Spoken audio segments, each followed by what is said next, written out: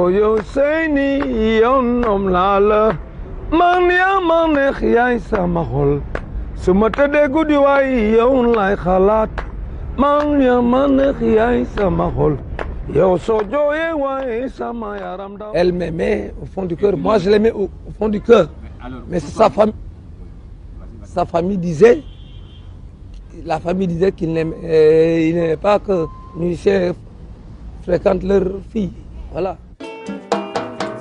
Oh yow Seyni man nopp naa la man yaa ma neex yaay sama xol oh yow Seyni man nopp naa la oje man yaa ma neex yaay sama xol yaa ma gënal xale yi doo seen moroom oje man yaa ma neex man yaay sama xol yow soo jooyee sama yaram daw man yaa ma neex Seyni yow soo jooyee waay sama yaram daw man yaa ma neex yaa ma gënal xale yi doo seen moroom aha man yaa ma neex man yaay sama xol Seyni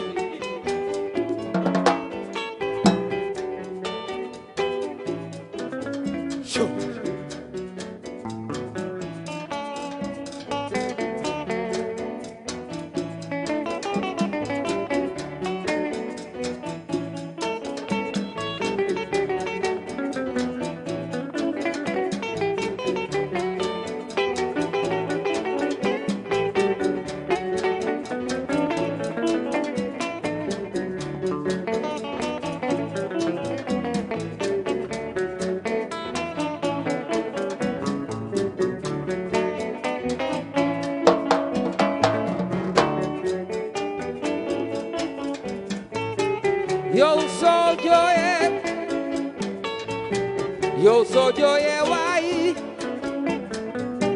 yow soo jooyee sama yaram daw man yaa ma neex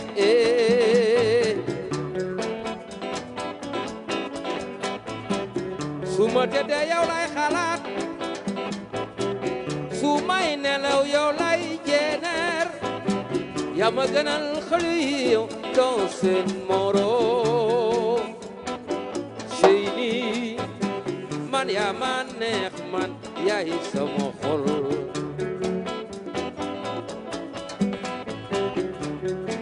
Seyni soppe su ma tëddee yow lay jeeneer su may nelaw yow lay xalaat aha yaa ma gënal xale yi yow doo seen moroom oje man yaa ma neex man yaay sama xol kay fon ma sama xol kay fon ma sama xol kay fon ma sama xol Seyni Seyni yaa ma gënal ñi doon seen moroom yaa ma gënal ñi doon seen moroom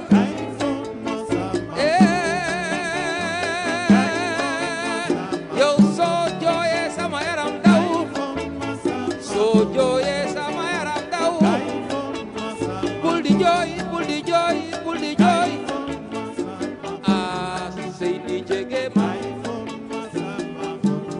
Seyni jege ma Seyni jege ma jege ma cu Seyni jege ma Seyni jege ma jege ma Seyni jege ma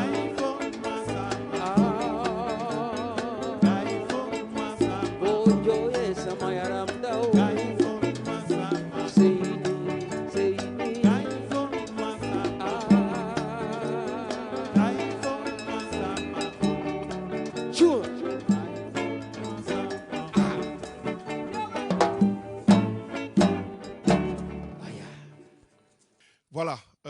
orchestre bi ngeen gis ni mooy afro salsa bu Bass Sarr ñu interpréter ñu Seyni defe naa loolu am na lu muy tekki RTS mbokk yi gannaaw ba ñu leen nuyoo ku ci ne ci turam ak santam am mbégte ànd ak yéen moo fas yéene rendre hommage Laba Socé defe naa bu ñu sukkandikoo ci un passé récent dinañu nangu ne Seyni bi classique la ci répertoire afro musique afro-cubaine suñ ko jëlee ci sous-région ouest africaine bi sous-région ouest africaine bi donc Laba Socé boo ko waxee ñu ne mun nga ko wooyee le Sénégambien buñ la laajee koo xam ne mun nañ ko considérer comme un pont culturel entre la Gambie et le Sénégal turu Laba Socé boo ko joxee kenn du ci teg baat boo nee pont culturel la pour les pays de la sous-région turu Laba Socé boo ko joxee itam kenn du ci teg baat tey ji RTS fas yéene ko rendre hommage dégg ngeen Seyni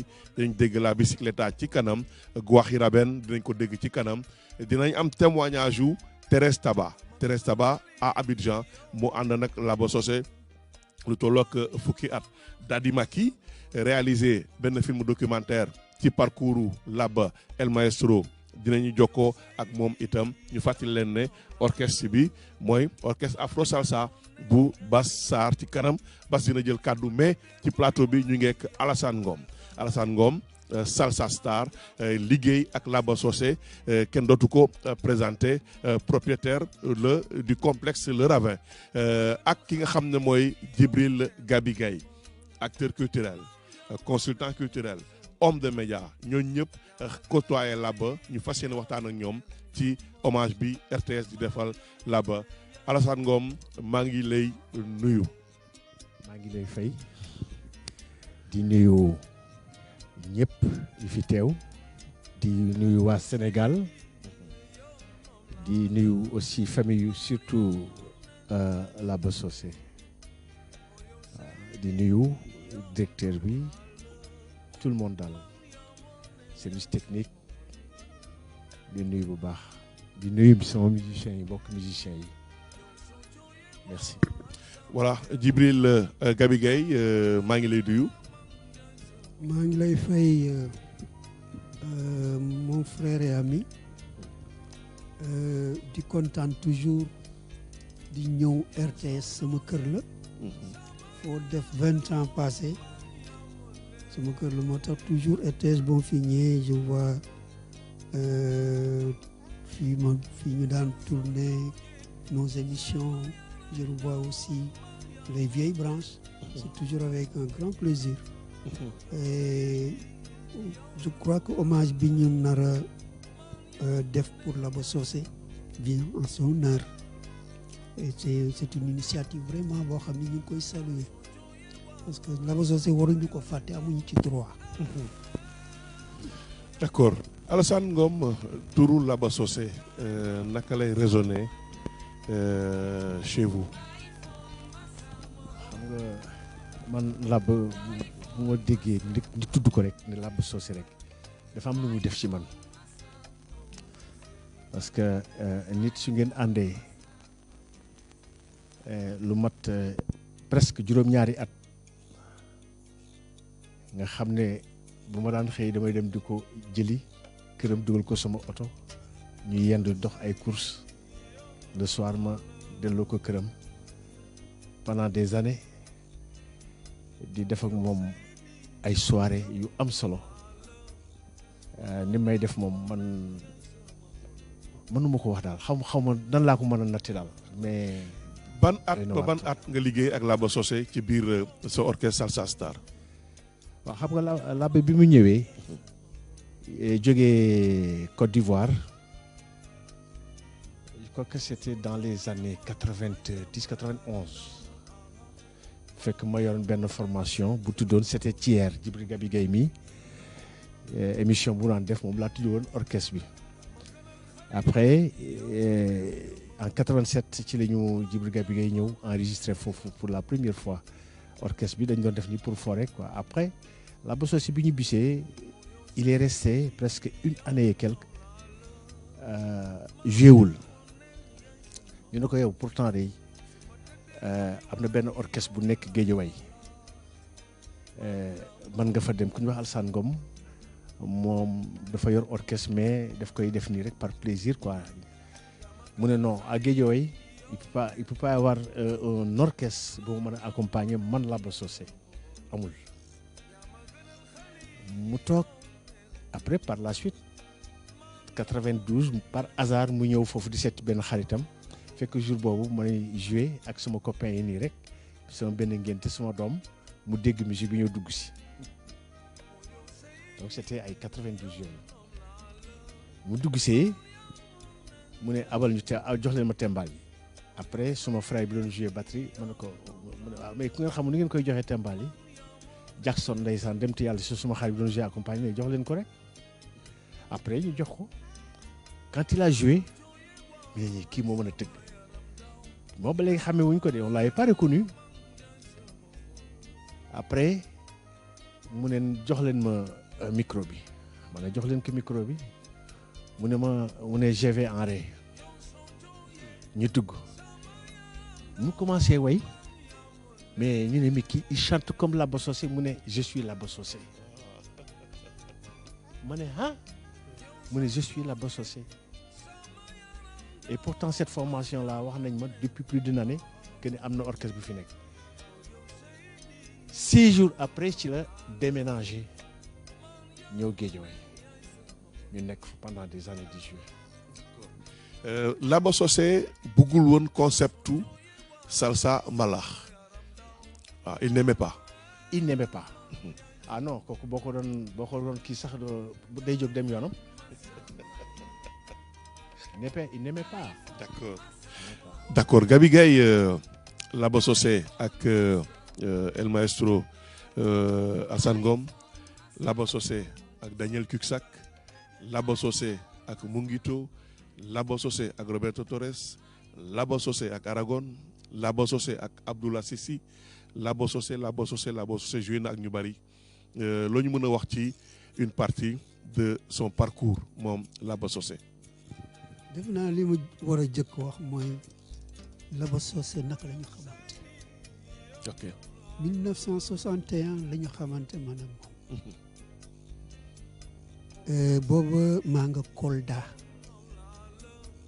nekk chef d'orchestre bu Firdu Jazz de Kolda moom mu nekk Banjul boobu ñëwagul Dakar mu daan ñëw ak un certain Diallo qui avait monté un groupe 4 musiciens la ñu woon muy ñëw Kolda bu ñëwee en général ma leen di jàppale daal léeg-léeg maa ba leen ay instrument alors un jour ma ne ko mais yow looy def Banjul demal Bates boobu temps Bates la ñu demal Dakar parce que foofu doo sa carrière mënul nekk foofu demal dem Dakar mu ne ma bu ma demee Dakar dafa nga ni dina dox ma ne ko dina dox demal chaque fois bu ñëwee Kolda je l'encourage à le faire avec tous mes amis d'ailleurs que j'avais à Kolda ñu may dégg en ce moment 1963 la ba ñëw benn bés boobu temps rajo Sénégal benn rajo fi nekkoon soirée dansante ñu toog suñu siège rek dégg baatam fekk ñëw na la ma ko waxoon 1963 mais ni mu demee c'est que Ibra Kassé le gouvernement bu Gambie invité woon ak groupe am mu ñëw le Star Band, la grande formation du Star Band. Parce que le Star Band, d'abord, c'était le Miami, la boîte de nuit, et l'orchestre portait le nom de la boîte, donc Miami, qui plus tard allait devenir Star Band de Dakar, la grande formation. Avec les Langstar, les Ramos, tous les grands dames. Nous dem Bates. Laba Socé s'est présenté daal di ñëw ni dafa bëgg a way là-bas c'est à 14 ans qu'il a commencé à chanter 14 ans. J'ai personnellement dans mes archives quand j'étais à la radio boobu temps la télé démarré il raconte tout son parcours mu ñëw ni dafa bëgg way Ibra Kassé xool ko il était tout petit Amara Touré ni mi kii lan la fii def nga ngeen bëgg ko woyloo Kassé ni bàyyi leen ko mu woy Dexter nii non bàyyi leen ko nañ ko essayé c'est ainsi que mu ñëw daal di ñu ne ko léegi ban morceau ngay woy mu daal di leen mimer El Manisoro mi le ko musicien mais Amara Touré n'en voulait pas d'ailleurs ñoom ñaar musuñu kii c'est ainsi que Lava Socé est venu pour Serban s'installer à Dakar.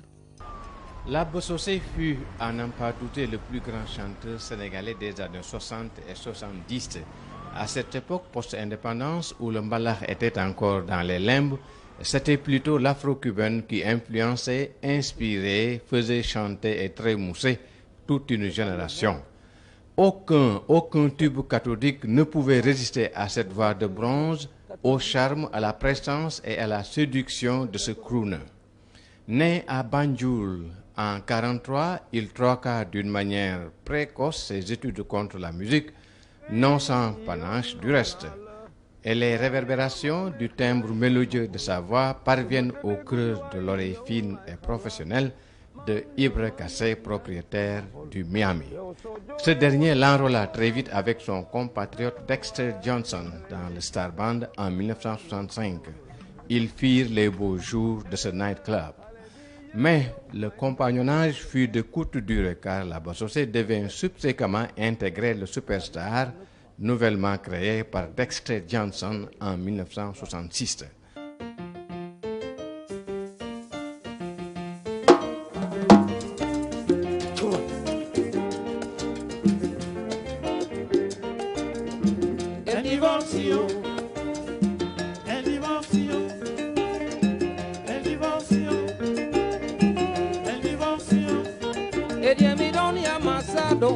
Un cariño como este, ella me donía matado, un cariño como este, mas nunca soy comparar, mirando oye me muero, mas nunca que será, el divorcio, mas nunca más, el divorcio, mas nunca que será, el divorcio, mas nunca más, el divorcio, ella me donía matado, un cariño como este, nunca soy comparar, mirando oye me muero, más nunca que será, el divorcio, más nunca más, el divorcio, más nunca que será, el divorcio, más nunca más, el divorcio, ella mi doña amasado, un cariño como este, ella mi doña amasado, un cariño como este, más nunca soy comparar, mirando oye me muero, más nunca que será, el divorcio, más nunca más, el divorcio, más nunca que será,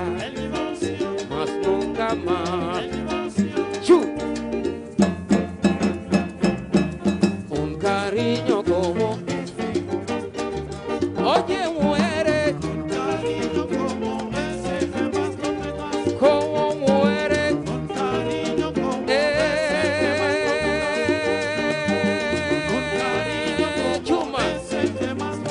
como baila la salsa, un cariño como ese que más, como baila la salsa, un cariño como ese que más, como baila la rumba, ella mi doña amasado, un cariño como este, ella mi doña amasado, un cariño como este, más nunca soy comparar, mirando oye me muero, más nunca que será, el divorcio, más nunca más,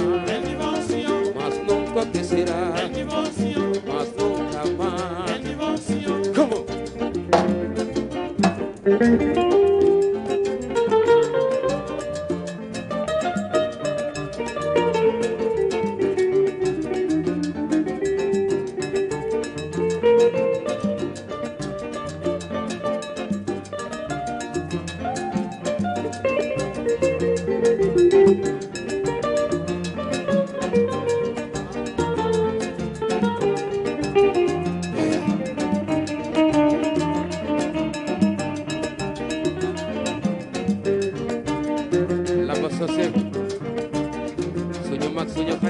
suñu doyen nous a vraiment inspiré là-bas yàlla na ko yàlla yërëm divorcio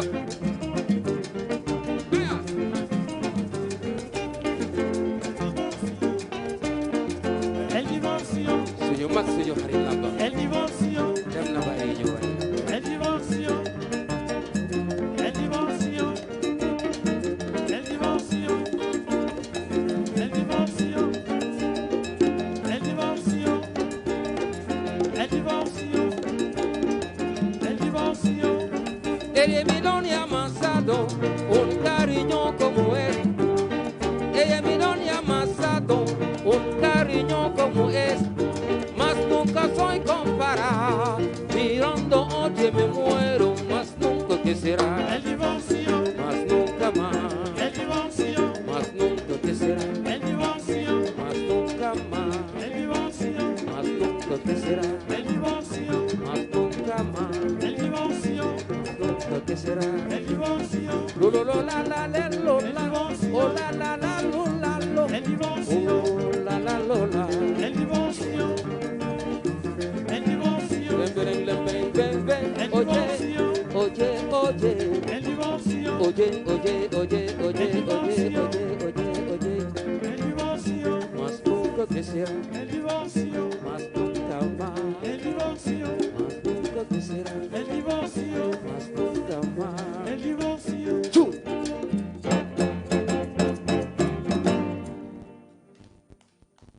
Merci. Merci beaucoup. Go.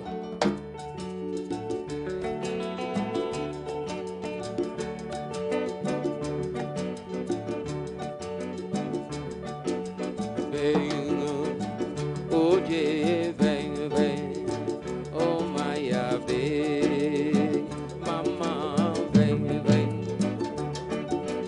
ven, oye, ven, ven, oh la babe, so say, ven, ven, oh lo la la la, oh lo la la la la la la. Oh la la la, oh la lo lo, oh lo la la la,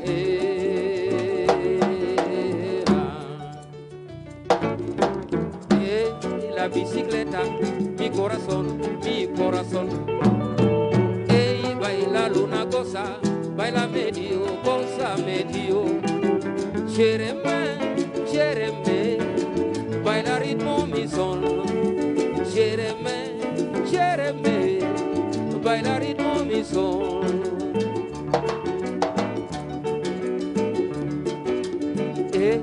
La bicicleta, corazón, mi corazón.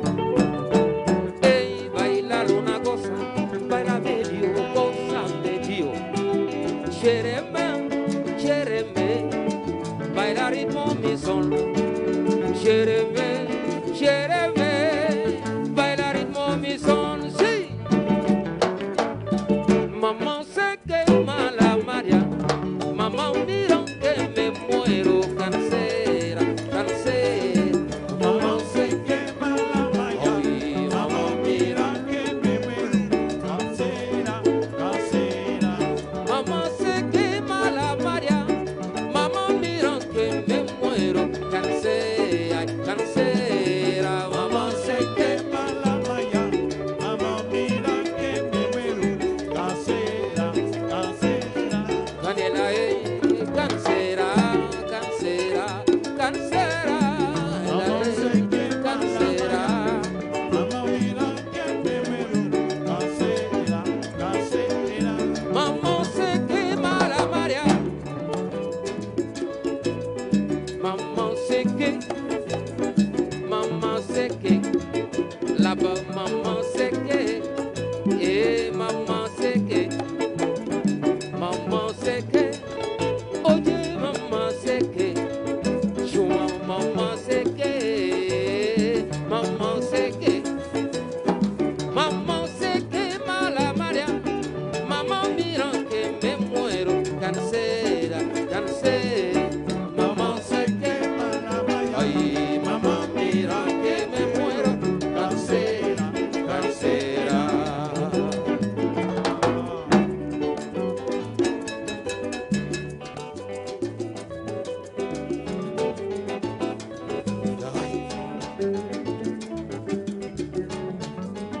Candum.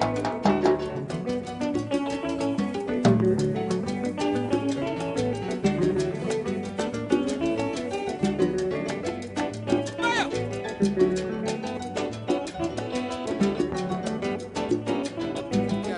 Piano, Candum.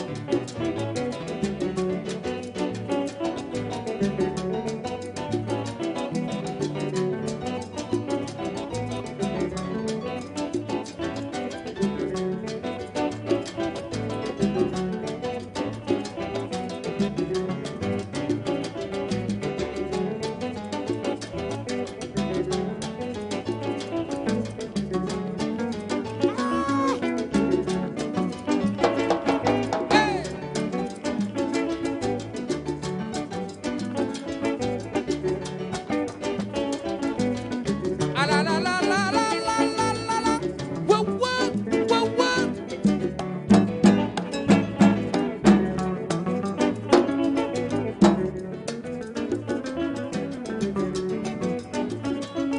Ay, boli, bala, oye, mamá, buena mamá. Ay, campo sondo, oye, tú era, oye, tú era, oye, tú era. Boli, bala, oye, mamá, buena mamá. Ay, campo sondo, oye, tú era, oye, tú era, oye, tú era, oye, tú era, tú era, tú era, tú era, tú era, tú era, tú era, tú era, tú era.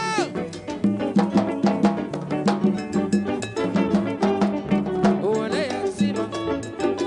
Hola, Yasima. Hola, Yasima. Hola, Yasima. Hola, Yasima. Hola, Yasima. Hola, Yasima. Hola, Yasima. Ojelo, ojelo. Suma.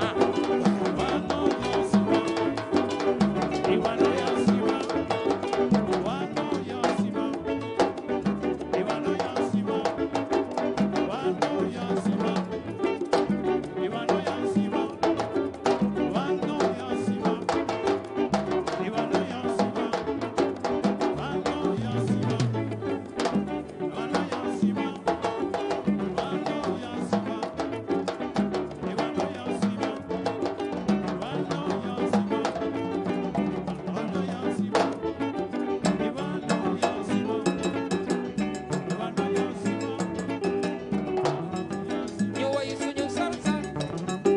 Ñu way suñu salsa. Fàttaliku la ba soose. Fàttaliku la ba soose. Fàttaliku la ba soose. Fàttaliku leen Sénégal. Fàttaliku leen Sénégal. Fàttaliku leen Gambia. Fàttaliku leen Côte d'Ivoire. La ba soose la ñuy fàttaliku. Oui, suñu salsa, ñu way suñu salsa, way. Ñu way suñu salsa, way. Si, way suñu salsa, way. Merci.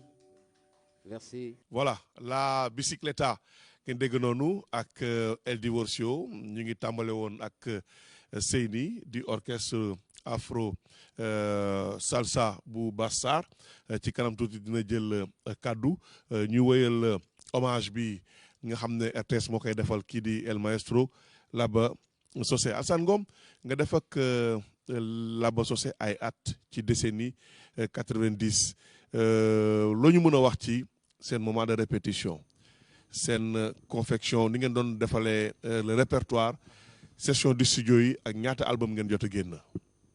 waaw donc ay 94 la ñuy def benn album mooy bi nit ñi xam langa-langa bi. voilà. Manicero mais langa-langa la ko tuddee quoi. moom dafa mënoon a façonné. donc ci lañ ko génnee. c'est par la suite que vraiment nit ñi nag commencé xam ne làmp mi ngi fii. d'accord bisi na. album bi nu mu tuddoon. ah album bi nga ne nu mu tuddoon. album langa-langa lañ ko tuddoon. moom carrément d'accord waaye langa-langa. ok parce que moom waayam da si doon boole leen làkku ñàkk yi. xam nga rek. vraiment bon donc si noonu la ñuy continuer commencé nag. te bi muy ñëwee en bi mu ñëwee ba ñu joué ak moom. ba mu ne day toxu si. ci moment boobu laa ne ngam ko làbb mi ngi fi naa defar boîte de nuit. ok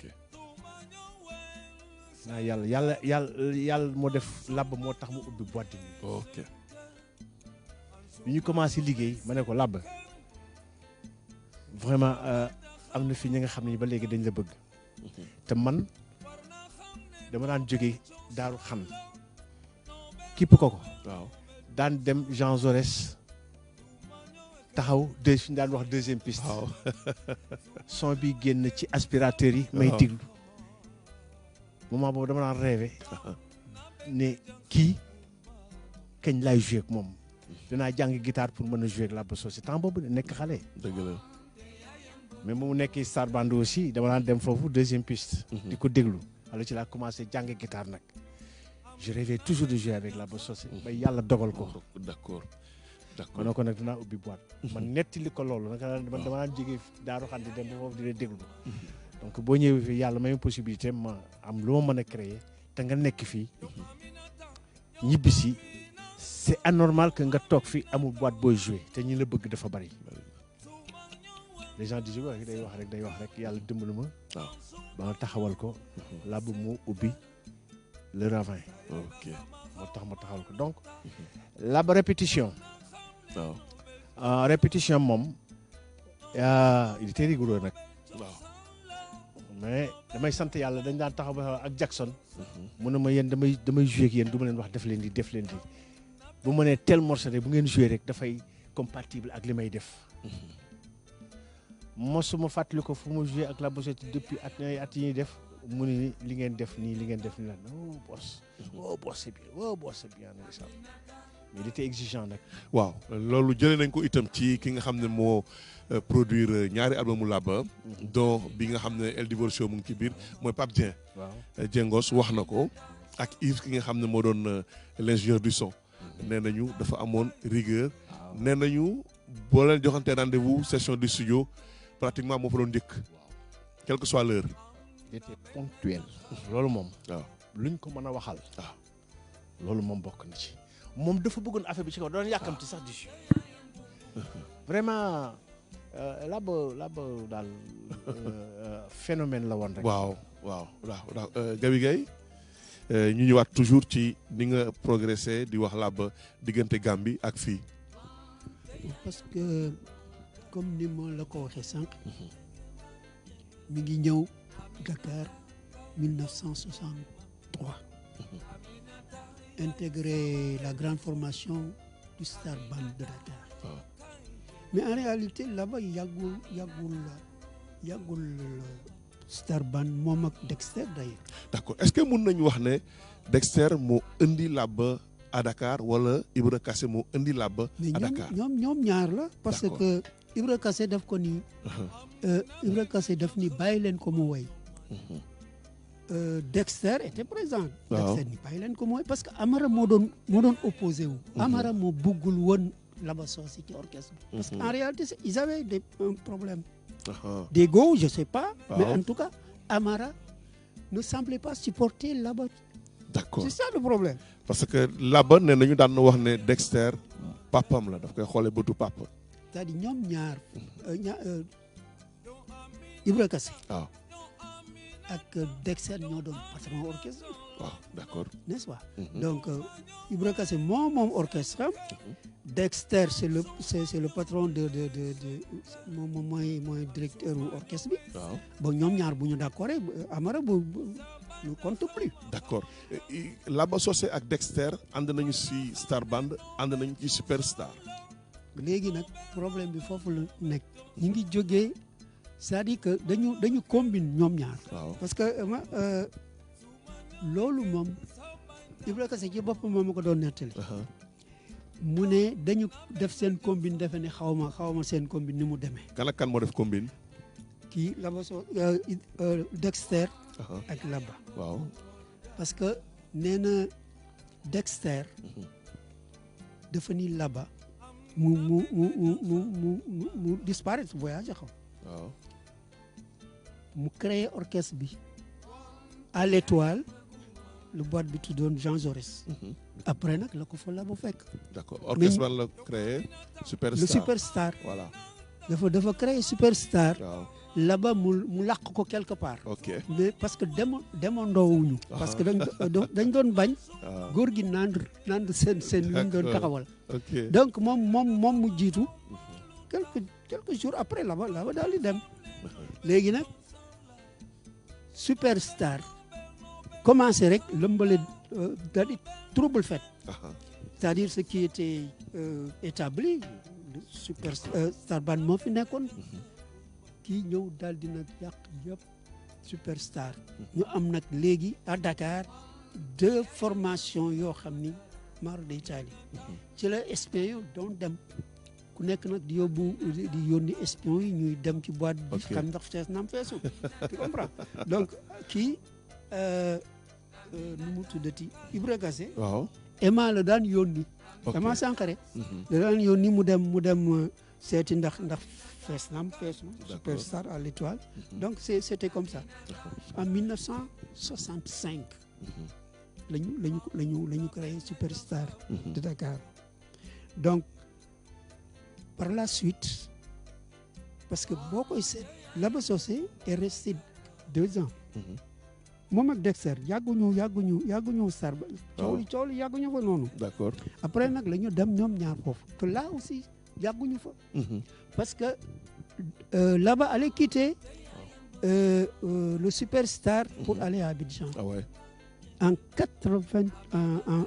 en 1968. Laba a quitté Dexter pour aller à Abidjan. mais ñoom ñaar demul foofu la ñu séparé définitivement. d'accord parce que Laba est allé en 88. Dexter et ensuite est parti. Laba moo ko jiitu foofu. te bi ñu demee aussi à Abidjan ils n'étaient pas ensemble. d'accord ku nekk dafa monté woon groupe am. d'accord tu comprends. d'accord donc foofu la Laba créé les Vedette Band. mais 6 mois la durée. yàggul Vedette Band amul woon fii ñëwul fii taxawal ko. mais 6 mois. d'accord 6 mois la am. fii à Dakar. à Dakar ak Issa Sissoko. Feu de paille la woon. waaw d'accord groupe boobu moom Feu de paille parce qu'ils m'ont trouvé à Thiès. je servais à Thiès à l'époque il est venu me voir.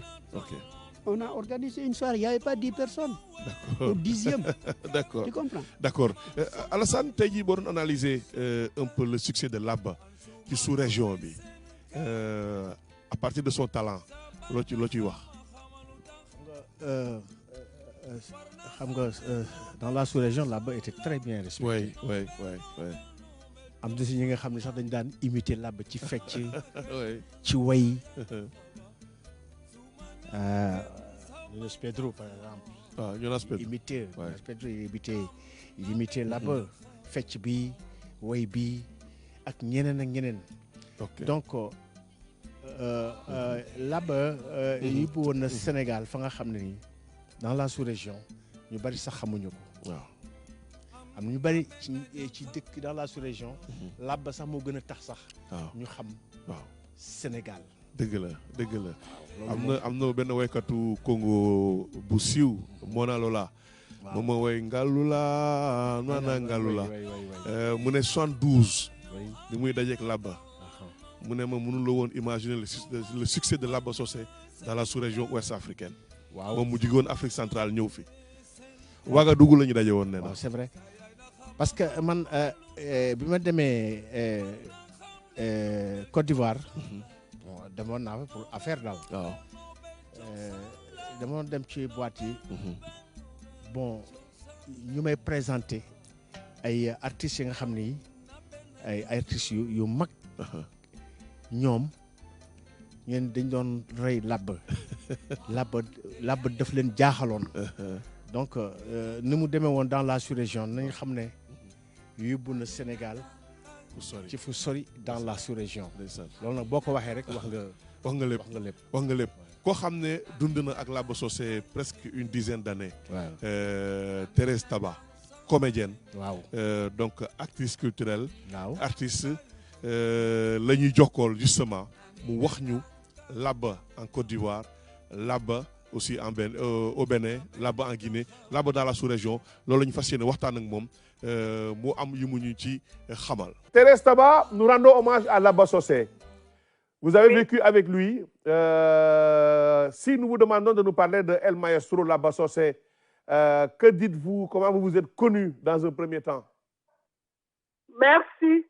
Merci d'abord d'avoir pensé à moi. Et c'était pas évident, hein, parce que je suis en Côte d'Ivoire, vous êtes au Sénégal.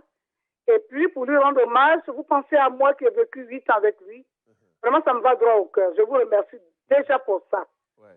Et je vais vous dire que j'ai rencontré là-bas en 1980, lorsqu'il est venu en Côte d'Ivoire avec Monguito. Parle-nous des relations entre Laba et les artistes ivoiriens. Vous savez, c'est quelqu'un de très jovial, qui aime tout le monde, qui s'entend avec tout le monde. Il est lunatique, hein, ça c'est clair, mais très jovial. Voilà. Et je vais dire que les artistes d'ici ont gardé quand même un bon souvenir de lui parce qu'il n'a pas d'histoire avec qui que ce soit. Il n'a pas d'histoire. Il n'a même pas le temps de faire des histoires avec quelqu'un. Bien qu'il soit lunatique, mais avec vraiment le courant passé.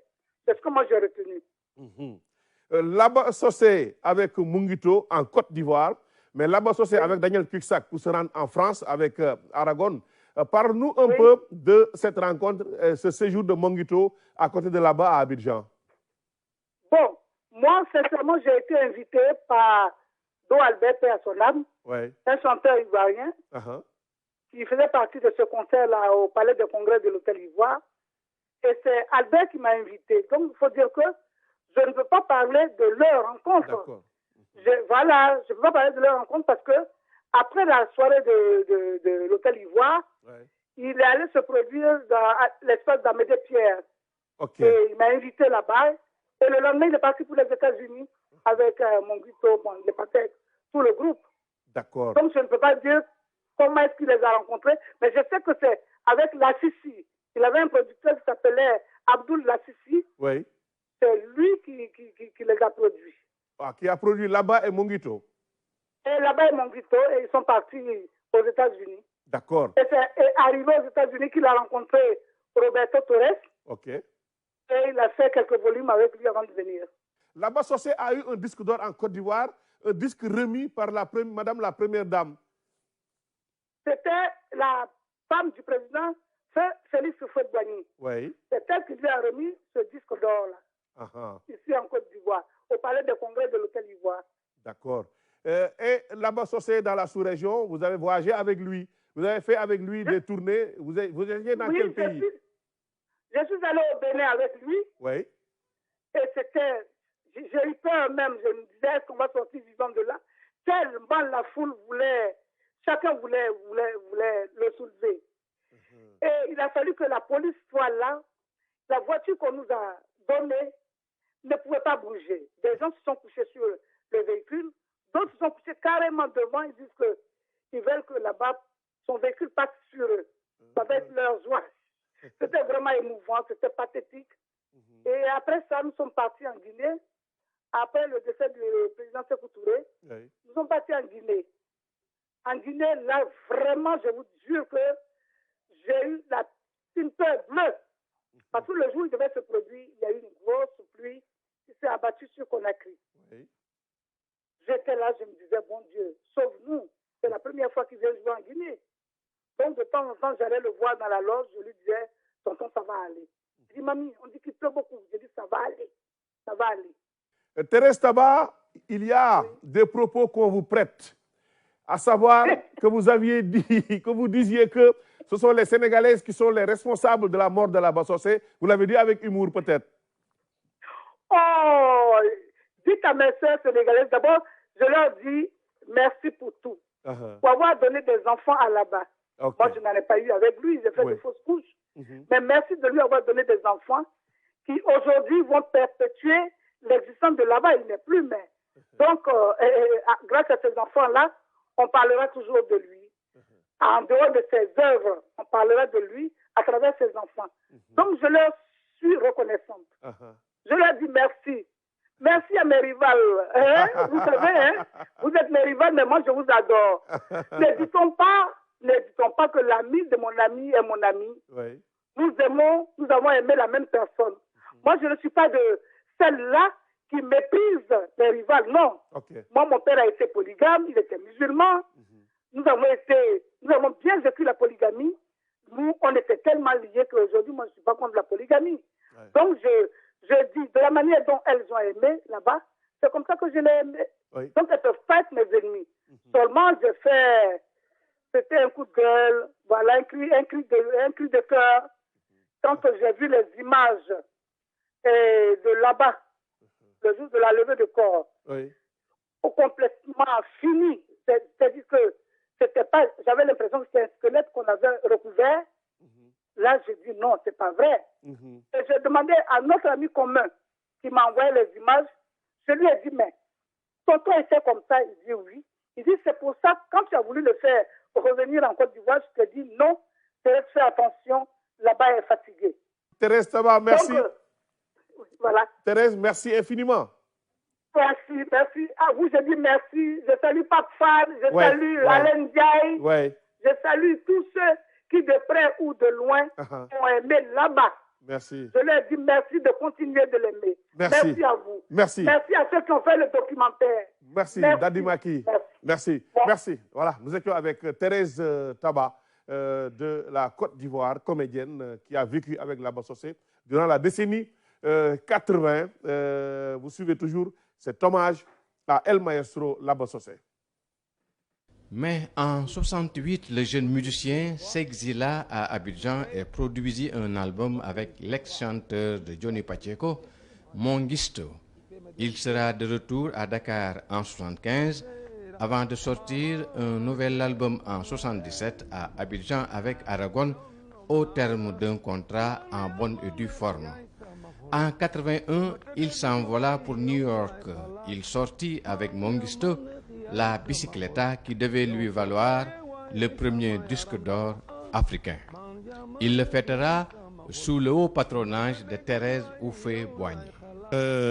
Thérèse Taba dégg nga li mu wax ne que yow Alassane wax nga ko sànq woykat yoo xam ne dañu bëggoon imiter Laba bëgg a mel ni moom Thérèse Taba expliqué ñu ne Bénin convoi wu Laba nit ñi dañ doon tëdd ci tali bi ne na oto bi jaar seen kaw ñu dem Guinée di tëgg muy taw dëggantaan ñu ne concert bi yàqu na mais salle bi palais des congrès fees comme c'est pas permis. Thérèse expliqué nañu loolu wax na itam disque d'or bi nga xamee ne Laba Sossé recevoir na ko des mains de la première dame madame Houphouët-Boigny foofu à l'hôtel Ivoire. Donc Laba dans la sous-région day dëggal rek li nga wax léegi Alassane. waaw Thérèse on s'est rencontré bi ma demee. waaw Côte d'Ivoire. waaw mi ngi ma jox cadeau. ba nga xam ne bii benn montre bu mag. def ci photo Laba Sossé. bi ma ko indilee. non keroog sama adduna dafa tukki. di ma wax lu bari ci Laba parce que bëggoon naa gën a xam Laba nu mu nekk woon Côte d'Ivoire. wax na ma ci lu bare mooy li ma wax rek dafa kéemaane. foo ko natt rek. passé na ko ci dans la sous-région Laba Sossé. Laba Sossé bu ñu la nettalee nu mu sax beneen affaire. oui Laba Sossé léeg-léeg nga gis koo xam ne non kii yàlla daf ko mayoon kii ñenn ñi ne non kii du woon neen. Laba Sossé Gabi Gaye yow mi nga xam ne côtoyé nga ko depuis le début des indépendances du Sénégal. C'est-à-dire que là-bas xam nga il y a des dafa am ay nit ñoo xam ni yàlla dafa def dañuy traverser adduna rek dem. kenn du leen mën a bu ñu demee jeex na kenn du leen mën a remplacer. boo jëlee ku mel ni Kouyaté Sori Kandja. waaw. il n'y aura plus de Kandja. En France tu prends un Tino Rossi. tu n'auras plus de Tino Rossi. dafay am. day am. nga dem tu vas à Cuba. Raphaël Philippe Laye tu n'en verras plus. Richard Egoes. tu n'en verras plus. donc c'est am na ñoo xam ne ay phénomènes yu yàlla di def la. dañuy traverser adduna rek dem. waaw. parce que Laba Sossé moi j'avais des relations particulières ak moom. parce que dañu yàgg. je crois que maa ko jëkk xam ñëpp pratiquement. waaw parce que 61 1961. yàgg na mu Gabi ñëwagul fii. yàgg na Grand Gab. ba pare nag on se voyait en général le dimanche yi passé à la maison. ok Une anecdote un jour dafa ñëw bi affaire yi commencé di jaxasoo. mu ne ma maestro.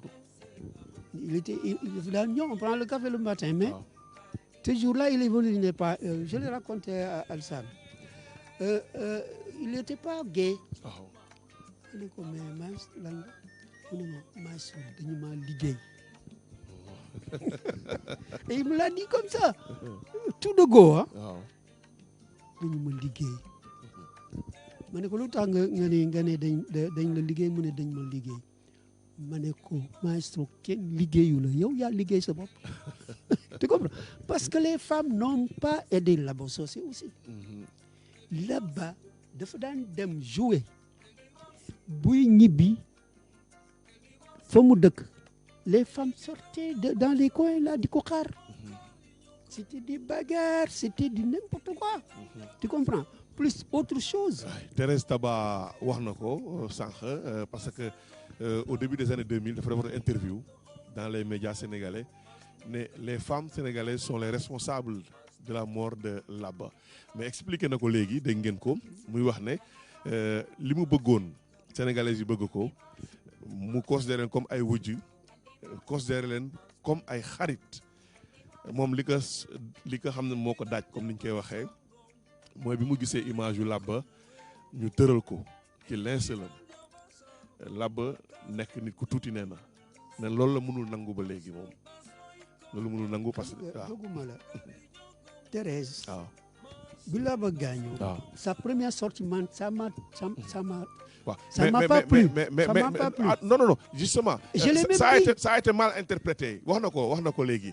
ça a été mal interprété mais considération bu mag a la jox les sénégalaises. après. waaw c'est-à-dire c'est-à-dire yow ak Thérèse yéen a bokk gis-gis nee na sénégalaises yi ñoo waroon veiller ci Laba parce que moom dafa veiller ci Laba ba régime alimentaire am mu ne bi muy ñëw Laba yaram la ñuy wàcc see Sénégal waaw Alsane dëggal na ko Gabi loolu la wax quoi c'est pas pour rejeter quoi que soit ci sénégalaises yi non. attends c'est intéressant ce qu'on dit là. ouais. xam nga gis nga nit ñu mel ni Laba Socé c'est vrai day am toujours ay controverses. c'est normal c'est ça c'est normal tu comprends. waaw. je vais donner l'exemple encore de Tine Rossi. jabar ji dañ ko mës a laaj ñu ne ko mais yow est-ce que tu es jalouse nit jigéen ñi di toppe Tino comme ça mu ne non mu ne elle n'est pas jalouse parce que li mu gis ci Tino ba bëgg ko ni mu ko bëggee noonu la ko yeneen jigéen bu normal bëggee. très bien donc pour noppal boppam mu ne man du ma fi nekk naa damay kii. d'accord donc mais il y a autre chose. c'est que Vas-y, un de rapidement. ses enfants. waaw Denzi waaw. a fait une sortie dans la presse. Et il a dit une bêtise aussi, il faut le reconnaître. Dans le show, et les gens dire que le Sénégal n'a pas, les Sénégalais ont rejeté Laba Socé, DMB, ceci, cela, tout, etc. C'est pas normal ça. Donc c'était pas ça. Là-bas, encore une fois, c'est qui sànq dafa wax phénomène. c'est vrai phénomène la phénomène parce que gis nga Laba Socé sa voix dafa am quelque chose boo xam ni c'est nostalgique boo koy déglu. il y a quelque chose de très nostalgique et d'émotionnel. d'accord tu comprends. soo bëggee ñëwaat ci kanam tuuti ñu dem jël afro salsa après ñu ñëw ci aspect boobu defe naa dinañ ci am ay anecdotes yu am solo donc afro salsa ak Bass Sarr toujours ñuy exploiter répertoire u El Maestro Laba Socé.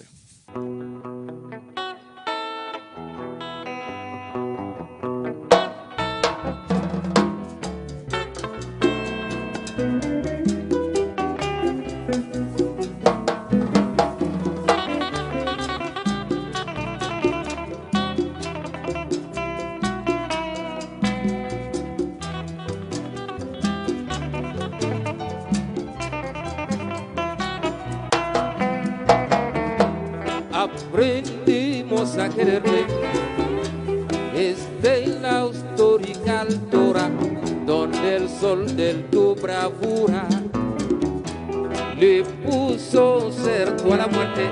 Aquí se queda la clara, la entrañable transparencia de tu querida presencia, comandante Che Guevara.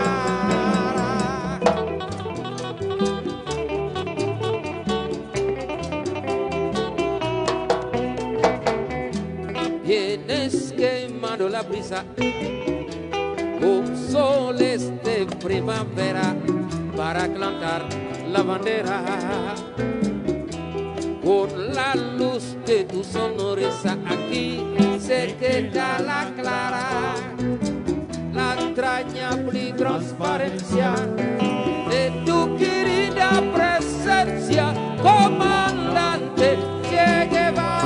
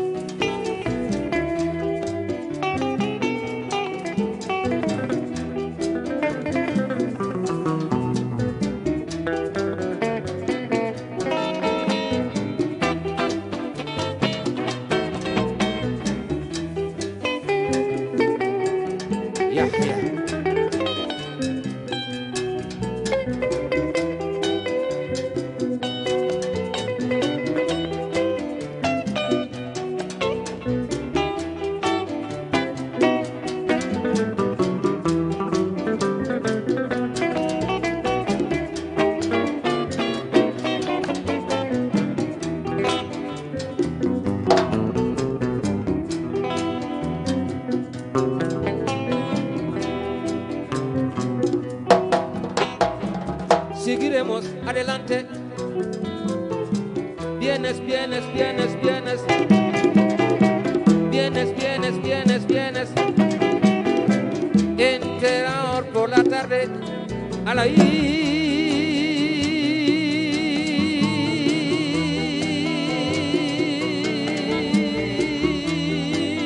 de Juan Simón.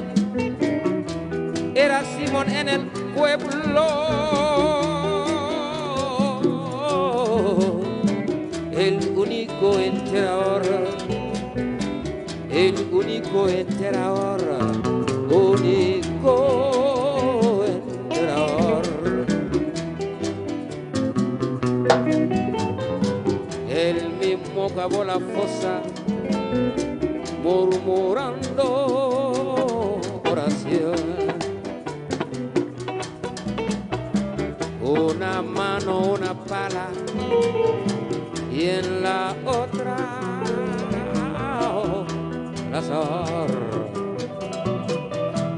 Y todo le preguntaba, y todo le preguntaba, todo le preguntaba, ¿dónde viene Juan Simón? Soy enterador y vengo. Soy enterador y vengo, soy enterador y vengo de enterrar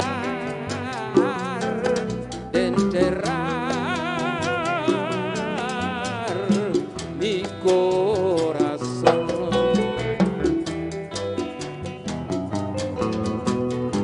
Vienes, vienes, vienes, vienes. Vienes, vienes, vienes, vienes. Oye, seguiré, seguiré, adelante, seguiré, seguiré, seguiré, seguiré, adelante, seguiré, seguiré, seguiré, seguiré, seguiré, oye, seguiré, adelante, seguiré, seguiré, seguiré, seguiré, seguiré, seguiré, seguiré, seguiré, seguiré, seguiré, seguiré.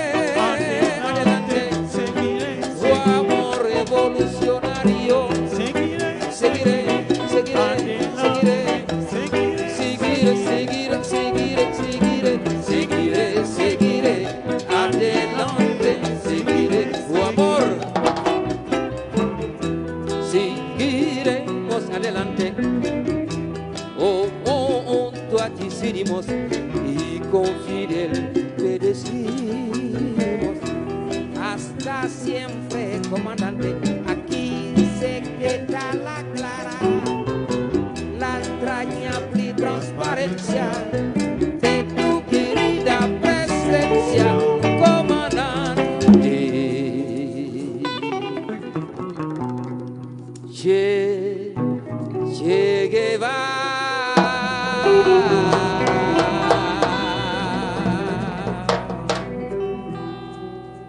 Je tenais à le faire parce que je l'ai chanté devant là-bas. Il m'avait dit, chaque fois que tu me verras, chante-moi ce morceau-là. Alors il l'aimait beaucoup, c'est pourquoi je l'ai fait aussi en son hommage.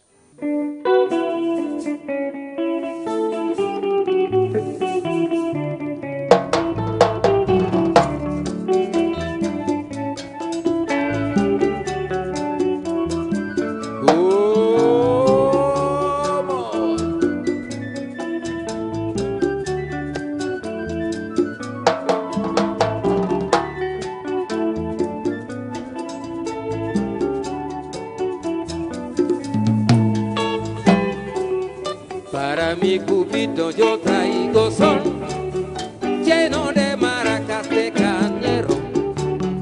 Para mi cubito yo traigo son lleno de maracas de cañero. Que no recuerdo a la noche aquella vez tropicana. Guaya el Sierra, señores, en Ifonte, en Las Vegas, Portoriza, cuando me voy para Loí, cuando ya allí me voy y sin querer termina, me iba rumbo al Alivar, el lindo aquí mi bonito, toma la pinta avenida, pasado Rebarilito, y así en México tumbao pa' mi playa Mariana. Aquella noche sincera, aquello no debía fin, me iba a Churi, al Nique Walpachi, para ir visitar del Vela, y a las 10 de la mañana, y ya prevendo la grito con la plaza del mercado con son páginas y ropito. Ahí ven, amorosa Guajira, que ahora me inspira. Y le canto de la belle sur de la sol, maní, manicero maní. Me voy, me voy, me voy.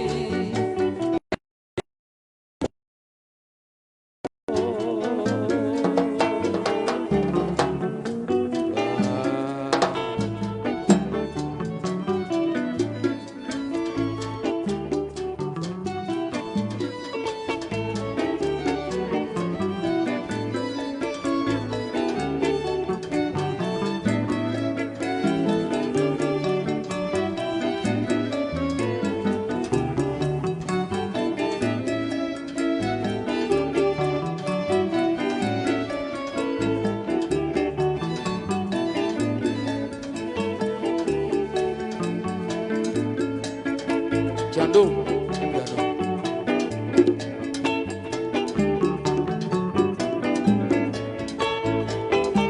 li fexe sa xol mooy sa yiw,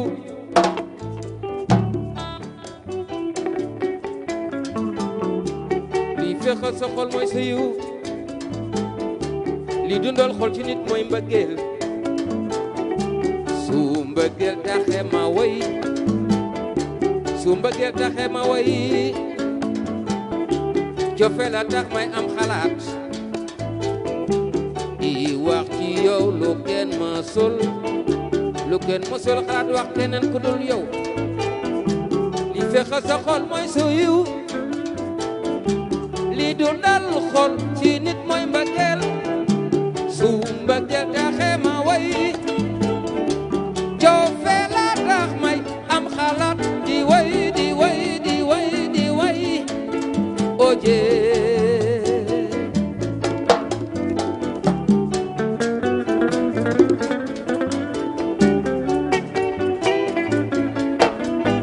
yow mi tax ba tey ma xam mbëggeel foo jëm yóbbu ma foo jëm yóbbu ma yóbbaale ma yóbbaale ma ku gis ku la neex yóbbaale ko Alassane ndaanan nga Moustapha ndaanan nga yóbbaale ma Gabi Gay ay yóbbaale ñu gis ku la neex yóbbaale ko Amadou Soukulo yóbbaale ma Lamino Njaay yóbbu ma bul ma fi bàyyi yóbbaale ma yaas bul ñu fi bàyyi yóbbaale ñu am ni laa la bëggee am man maa la bëgg am laa la bëggee si am voilà ñoo ko déggandoo afro salsa bu Bassar pour rendre hommage à El Maestro Laba Sossé Bassar ñu ngi lay nuyu bu baax a baax encore une fois di la wax nga wax ñu un peu lii ngeen def tey pour El Maestro Laba Sossé lan nga ci yëg. waaw merci monsieur Diop Alioune maa ngi lay nuyu di nuyu suma grand yi toog suma grand yi nga xam ne ils m'ont vu démarrer la musique ils m'ont vu grandir dans la musique Alassane Ngom et le grand Djibril Gabi Gaye di la remercier yow ak toute l'équipe la RTS d'avoir pris cette initiative si noble pour quelqu'un qui est multidimensionnel Laba Sossé celui-là donc li may mën a wax ci moom mooy y a une grande émotion qui se dégage en moi quand je parle de lui parce que xaj na sax am na ñu ma ko gën a nuru ñoo xam ni ils ont presque la voix de Laba parce que je me rappelle une anecdote ça fait assez longtemps benn waay suñu benn xarit ku ñuy wax Iba organisé benn soirée la première soirée je crois à Dakar boo xam ne bii moo doon rassembler tous les grands chanteurs ak benn orchestre je crois que Yaxya ne me démentira pas je crois que c'était au camp Abdou Diassé ou au Cercle Metz alors il y avait tous les chanteurs étaient là-bas et tous les groupes jusqu'au Rétro Sound de Thiès mais ce qui m'a ému ce soir moo doonoon Laba position bi mu nekkoon ci liste pour woy presque amatul woon lu mu woy parce que tous ces morceaux ont été repris c'est-à-dire gars yi séddoo nañu répertoire am ba mu ñëw mu ne mais dégg naa la ngay woy li nga wax ni neex na trop ah mais man lan lay woy fi mu nekk nii gars yi woy nañu sa woy yëpp il m'a dit ça et c'était vrai ñii jël nañ Seyni ñii jël Langa Langa ñii jël kii bon il n'avait plus quoi chanter quoi en fin de compte mais il a une imagination extraordinaire en musique. Là-bas, tu fais une petite note, il chante. D'accord. C'est sûr et certain. C'est pas pour rien qu'il est premier disque d'or sénégalais, je dirais même africain. Et puis, ce disque d'or, c'était reconnu sur le plan international depuis la Havane. Ça, c'est Laba Sossé. Et il faut le dire constamment qu'il a inspiré pas mal de... Man, je chante avec Africando. Le dernier documentaire qu'on a fait sur Jonas Pedro man maa ko def maa dem ba Bénin ba ci musée bu Jonas Pedro ma toog fa j'ai repris Irma Koy là-bas avec TV5 mais ba ma fa demee ci laa comprendre que ni Laba influence am dafa extraordinaire parce que ña fa nekk ci musée ba sax ñoom kenn lañ ma laaj sax d'ailleurs au Sénégal mooy Laba Socé. D'accord. parce que Laba a extrêmement inspiré les Jonas Pedro. Oui, oui. ñoom ñëpp ba ci Assane ñoom wax na ko Tabulero Choro. dëgg la. Bon, donc c'est quelqu'un qu'on peut dire. Et puis j'ai rencontré des éléments de Aragon Ouais. en voyage. Li ñu ma wax aussi bi ma waxee Laba dañ ne ma kooku on ne peut rien dire sur lui. C'est quelqu'un qui maîtrise vraiment ce qu'il fait. Bass afro salsa kañ nga ko taxawal orchestre bi. Bon, orchestre bi nag maa ngi ko taxawal ça fait juste 1 an et demi. D'accord boo ñu doon présenté musiciens yi looy wax. mu leen di présenté dama naan. voilà. dama lay wax ni la kii. waaw. mooy tumbiste bi. voilà c'est ça. mooy As Birane Dieng. As Birane Dieng d'accord. As continue. waaw. Mbaye Dieye. waaw. Ay Dieye. Mbaye Dieye. Mbaye Dieye. le bassiste. d'accord. Mbaye Dieye le bassiste. waaw. mu nga kooku mooy bassiste bi. waaw. mooy Mbaye Dieye. kii ngeen dégg nag mu yore maracas yi. mooy Sandene et chanteur aussi. ok. waaw ça.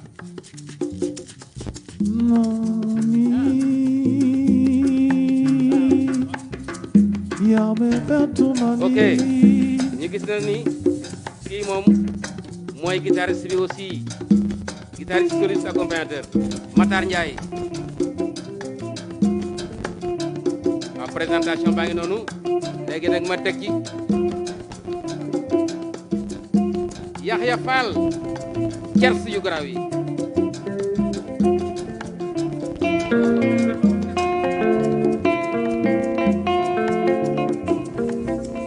kii mooy Zal Thiandoum le pianiste percussion Cheikh Mbacké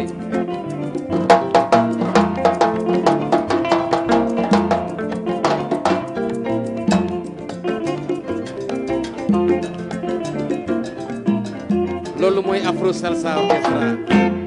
Bassar merci Yaxya merci Thiandoum. merci infiniment Mbaye Dieye ñu ngi leen di gërëm di leen sant yéen ñëpp. vas-y Yaxya vas-y. Yaxya Fall waay.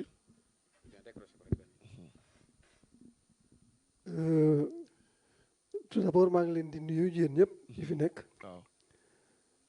musiciens yi du ma leen nuyu parce que samay rakk lañu samay jarbaat. mais maa ngi nuyu particulièrement Gabi Gueye mais surtout Alsane Ngom. D'accord. Alsane Ngom au nom de tous les artistes sénégalais ñu ngi lay remercier parce que tu as sacrifié toute ta vie pour la culture sénégalaise la musique en particulier parce que li nga def bàyyi sa liggéey bàyyi sa jël sa alal jël négliger sa njaboot sax pour rek installer benn institution ak complexe bu mel ne Ravin pour uniquement particulièrement évidemment Laba Socé mais tous les artistes sénégalais ñi actuellement ñu bari bu ñu leen xamee tey yàlla ak yow la donc au nom de tous ces artistes maa ngi les remercier. Mais pour revenir à Laba Socé je crois que moi j'ai fait avec lui 26 ans. 26 ans parce que moi j'ai traversé le premier disque d'or. Contrairement à ce que les gens disent, c'est moi qui l'ai fait. Et ça s'appelle El Sonero de Africa. Disco Afrique bi nekkoon fii ci wetu Jean Jaurès benn waay bu tuddoon Bernard moo woo Laba Socé ne ko dama bëgg nga defal ma kii nga def boobu ñu ngi nekkoon Miami Star Band Laba ñëw gis ñu man Mansour Diagne Xaali Baas ainsi de suite ak Thierno Kouaté ñu dem rajo RTS bële foofu la ñu enregistré El Sonero de Africa bu ñu nee disque d'or je crois que bu gars yi amee xel tuuti bu ñu réfléchir dana xam ne disque d'or Laba foofu la jóge disque d'or bi ban réew la ko Laba amee ak El Sonero de fii waaw Sénégal. c'est en fait disque d'or quand bu ñu def dos gars dañuy mesurer c'est une institution internationale ñuy mesurer capacité artistes yi ak yooyu pour délivrer leen disque d'or disque platine ainsi de suite. C'est à partir des ventes quand même. Oui, c'est ça. C'est à partir des ventes. Il a fait énormément de ventes. Malheureusement, tu sais, Sénégal, temps yooyu vinyle yi pour ñu jënd ko kii c'était période de cassette moo génn. Gars yi rabattre sur les cassettes alors qu'en Europe ce sont les disques les vinyles ñooy gën a kii. Ensuite tous les parcours Laba Socé au Star Band c'est avec moi ay Sola ak yooyu yëpp boo ko xoolee Mama Yassima tout ça là c'est au Miami. Mais Laba Socé sa particularité tout de suite Gabi Gaye doon na ko wax mu ne dafa am benn nostalgie bu nekk ci baatam nostalgie boobu mooy xër boobu nekk ci baatam mel ni dafay craquer dafa yërmande daf ci am yërmande et c'est tellement sentimental que quand il joue avec toi tu le sens tu sens exactement fi mu bëgg nga dem et da lay pousser nga dem fa mu neex mu naqari. D'accord. Laba Socé c'est un compositeur hors pair. Merci. Exception boobu. waaw moo nekk ci moom. Moi je dirais pas que Laba Socé c'est un Gambien c'est un Sénégalais d'abord. Parce que tout carrière am yëpp. waaw dafa ko Gambie Sénégal la ko defee. ak Côte d'Ivoire. dëgg la merci gars yi. merci Yahya Fall merci précision yooyu mu indi Gabi foofu la ñu doon jëm si d'ailleurs ci nostalgie émotion boobu nga wax sànq ci Laba Socé. C'est vrai parce que gis nga Laba am na benn morceau boo xam ne daaw ko woy sax ci orchestre c'est-à-dire bu mu bëggoon ci xolam la. dafa am ñaari œuvre boo xam ne benn bi sax moom moo ko composé Pucci Plumanama Laba Socé bëgg ko di ko woy ci orchestre Yaxya mi nga xam ne liggéey naa ak moom lu yàgg aura remarqué qu'il l'a pas souvent chanté. Parce que daf ko doon bëgg c'est ce qu'il m'a expliqué Pucci Plumanama et restu Pucci Plumanama vous connaissez ce d'accord Gabi. beneen bi mooy ayo nenne bu koy woy da ngay sentir ni dafay bëgg jooy sax bu ko daan woy. D'accord. Donc c'était un homme extrêmement sensible. Mais tout à l'heure aussi il a parlé de Laba c'est un Sénégalais mais oui Laba Socé papam Demba Socé et de Medina Gounass Janké Mbaye yaayam mooy Gambienne. D'accord. Mais moom fii la fekk baax Laba Socé. Très bien très bien Gabi parcours Laba yooyu précision yooyu yëpp mu ngi ci film bi nga xam ne mooy El Maestro Maki Madiba Dadi Maki son nom de scène moo ko réalisé ci Laba Socé justement dañuy suivre Dadi Maki Madiba ci ay précisions concernant film boobu El Maestro bu Laba Socé.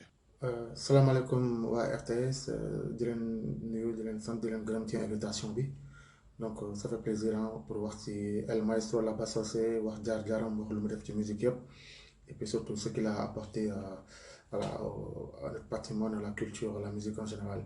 Parce que idée film bi ma lire benn interview en 2007 bu journaliste Mame Siré Konaté defoon ci la idée bi commencé jamais sama bopp quoi et puis depuis lors ça ne m'a jamais quitté.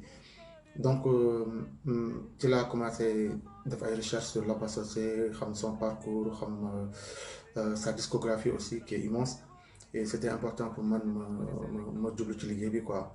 Mais il faut dire que bi ma xoolee affaire bi le chantier était tellement énorme que ma ne bon lii est-ce que dinaa ko mën def quoi mais xam nga rek waaw loo gis tamit gëm-gëm def si bokk quoi. Donc là bon voilà j'ai pris mes responsabilités j'ai commencé à tourner. C'est par la suite la ma benn un de mes collègues et amis qui vit en Suisse bu tudd Lionel Bourki moom tamit ñëw laaj ma par rapport au projet bi fan laa si tollu mu expliqué ko moom aussi de son côté il est parti faire des recherches il m'a dit mais c'est formidable. En fait Lionel Bourki tamit moom il a grandi à Dakar au Sénégal donc man je me souviens de cette musique bi ma nekkee booy nekk Dakar dans les rues là xam nga moom la doon déglu. Donc on s'est dit que bon, voilà, on va mettre voilà, nos efforts ensemble pour xool naka lañ mën a transposer affaire bi à l'écran. Waaw le chemin fut très très difficile par contre. Voilà, ça a été très très compliqué. Bon, moi en tant qu'artiste aussi c'était une façon de mettre un pied dans le cinéma bi nga xamante ne jot naa ko jàng et tout. Et puis li ci gënoon am solo mooy on a fait revivre El Maestro Laba Socé. Voilà, on a fait revivre Laba Socé, on a fait revivre sa musique. Parce que déjà, nous, au Sénégal, nous avons une culture beaucoup. C'est-à-dire que souvent, les hommes de culture, voilà, nos figures historiques, politiques, culturelles, si nous avons des fatés. Donc, bon, Laba Socé dit quoi, maintenant, il y a des musique. et puis tamit nekk aussi dans une démarche de transmission dafa am solo voilà pour génération actuelle yi ak future yi bu ñu bëggee xam lan moo xewoon Dakar dans les années 60 70 et même bien avant am na film boo xamante ne bu ñu ko xoolee dinañ mën a comprendre as tuut loolu c'est important donc voilà mooy profiter ci occasion bi tamit di sant di gërëm monsieur Djibril Gabi Gaye mi nga xamante ne sans moom film bi du am parce que tonton Djibril Gabi Gaye vraiment jàpp na ci film bi il nous a donné les contacts il nous a parlé de Laba Socé vraiment il a fait tout son possible pour qu'on puisse avoir le maximum de témoignages quoi. Donc voilà pour des films bi nag bon on était obligé de bouger hein. Cuba, New York, Abidjan, plusieurs voyages au Sénégal et puis aussi en Gambie voilà dem nañ ba Allemagne aussi retrouver le producteur de l'album Los Africanos de la Salsa en Cuba donc un producteur boo xamante ne moom dafa suivre les salseros sénégalais notamment Laba bi ñu demee à Cuba donc ils ont fait un très bel album là-bas et puis voilà li gën a am solo daal mooy di wax Sénégal film bi seen film la bon voilà nañ ci jàpp nañ def de telle sorte que mu am accès nit ñi am si accès quoi pour conclure Seben Ousmane dara wax ne si nous ne racontons pas l'Afrique elle disparaîtra donc voilà mais encore une fois may gërëm tonton Alassane Ngom ak sama nijaay sama tonton Djibril Gabi Gaye di leen remercier pour li ma jàppale ci film bi et puis voilà di nuyu waa Sénégal yëpp merci beaucoup.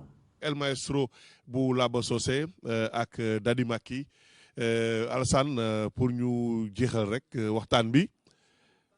Ce film là. Voilà Gabi Gaye mooy parrain wu film boobu El Maestro bu Dadi Maki Alassane. li may wax rek mooy morceau boobu muy wax nii ne du ma koy woy barewul tumaandement yooyu bu mi ngi ci cassette bi ñu defoon man ak moom effectivement benn bés mas nañ ciy wax ko enregistré ba pare mu di ko déglu ba si yàgg mu yëngal ba mën a ko waa mais lan la mu ne ma morceau bi toujours laa koy joué du ma koy joué ak n'importe quel groupe quoi yàlla def ko daal may nett li daal ñu ko doon def donc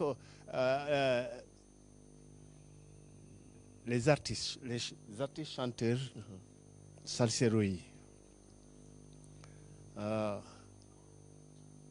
buñ dee wax Laba Socé war a nekk la nga xam ne continuité lay doon te loolu pour mu mën a nekk il faut chanteurs yi nekk ci ay groupes yu joué salsa te j'ai l'impression que ni groupes yi ñu ngi disloqué wu même avant Covid bi il faudrait que ñu taxawalaat affaire yi pour am place ci showbiz bi lu am solo la. Gabi 30 secondes s'il te plaît. 30 secondes. Oui, parce que je ne veux pas laisser passer ça. Disque d'or Laba Socé. Laba Socé n'est pas le premier disque d'or africain. Les deux premiers, Oumou Kaltoum ak Taboulé, Rochereau, en 1975, le Rochereau a un disque d'or.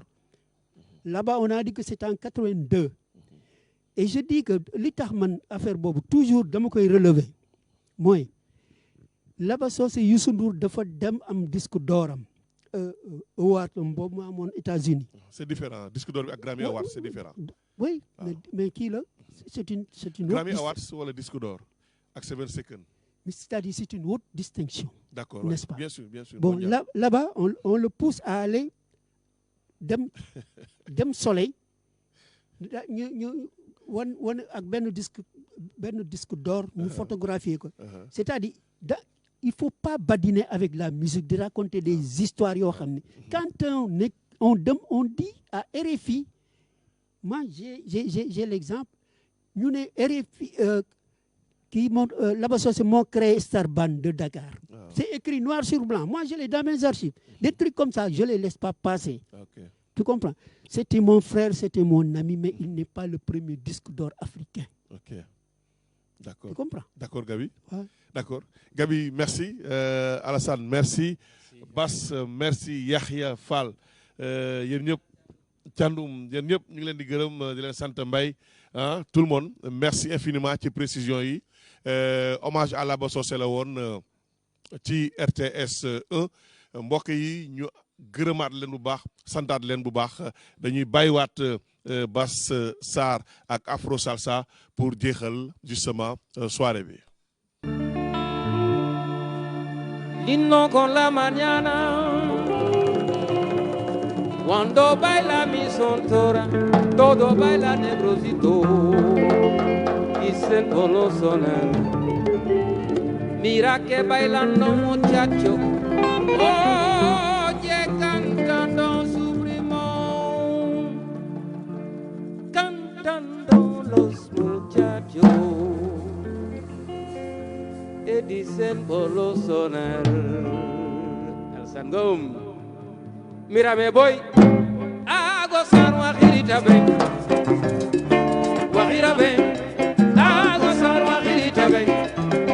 El himno con la mañana, cuando baila mi sontora, todo baila negrosito, dicen por los sonar. Mira que bailando muchacho, oye cantando su primo, cantando los muchachos y dicen por los sonar. Ven a gozar guajirita ven, guajira ven, a gozar guajirita ven. Cuando el sol trace la loma, unos ocholan, madre mía mi verdad, yo canto canción, pero no ver rabito la loma en yo flor. Guajira ven, a gozar guajirita ven, guajira ven, a gozar guajirita ven. Y lindo por la mañana cuando baila mi sontura, todo baila negrosito y dicen por los sones. Mira que bailando muchacho, oye cantando su ritmo. Guajira ven, a gozar guajirita ven, guajira ven, a gozar guajirita ven, sí.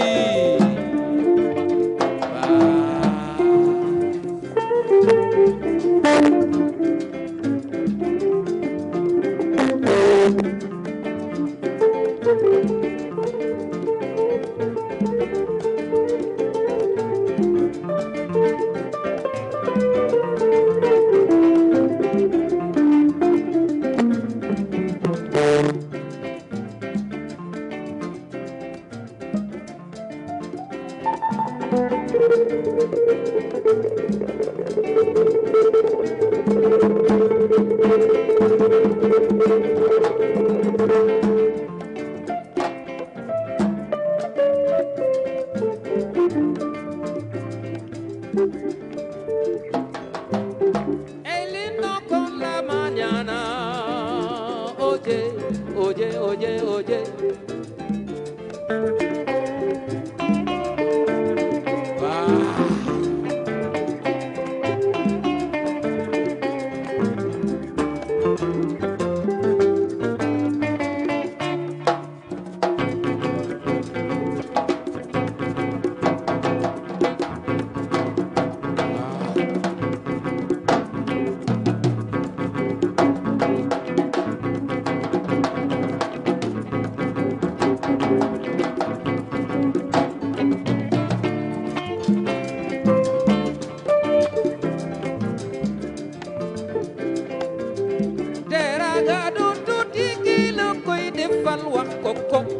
Wax ko yow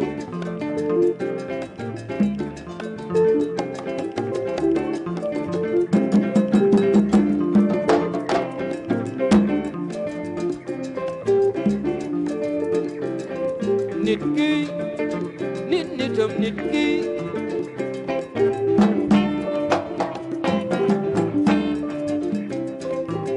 yow mi jom ca moom yow mi jëm ca moom yow mi jëm ca moom boo demee nga ne ko mbëggeel metti na waaye na mettis na lool gisee yàllaay borom yow bul ma min fàtte ma bul ma xam bàyyi ma ci loolu ci lii kay jege ma ma way la ci loolu ci lii kay jege ma ma way la jalal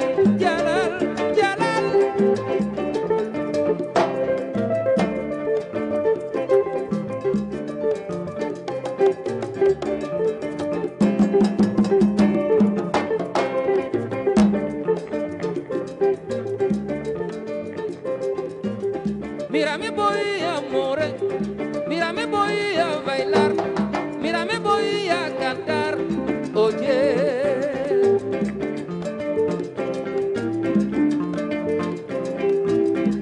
Chereme, yo lindo lando, chereme, chereme, yo lindo lando, chereme, chereme, yo lindo lando, chereme, chereme, yo lindo lando, chereme, chereme, yo lindo lando, chereme, chereme, yo lindo lando, chereme. Ay Cuba, ay Cuba, ay Cuba, ay Cuba, ay Cuba, cúbalo, cúbalo, cúbalo, cúbalo. Mira me voy, mira me voy amor, mira me voy a matar. Cúbala, cúbala, cúbala.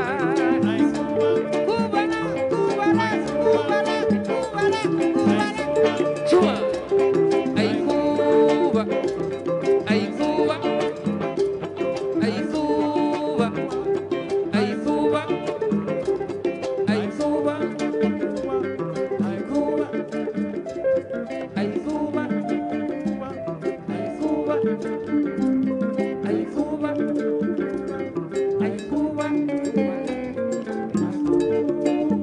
Cuba, mírame voy amor, mírame voy a Cuba. La bicicleta, mi corazón, baila luna gozar, baila medio, goza medio, quiéreme, quiéreme, y baila ritmo mi son, quiéreme, quiéreme. Il ne faut surtout pas demander à ce jeune vieillard, tantôt à Abidjan, tantôt à Conakry, tantôt à Oslo, mais toujours au Sénégal, quand il compte raccrocher. Non. Pourquoi? Je dis non. Pourquoi? Pourquoi? Amna benen ñele quoi. J'ai un autre tour dans mon sac, un autre tour. Donc la musique cubaine, est-ce que vous comprenez bien? C'est une musique immortale. Jusqu'à 1000 ans. L'orchestre Aragon, leur papa, les nouveaux musiciens, ils ont 90 ans, 95 ans. Vous êtes d'accord avec moi? Actuellement, je suis contractuel du côté production. Que ce soit cassette ou CD. Le producteur, il vient me voir, il me paye, il prend ses musiciens soit ici ou à Paris, il les paye, moi j'en ai fini. Il paye mes droits d'auteur, c'est fini.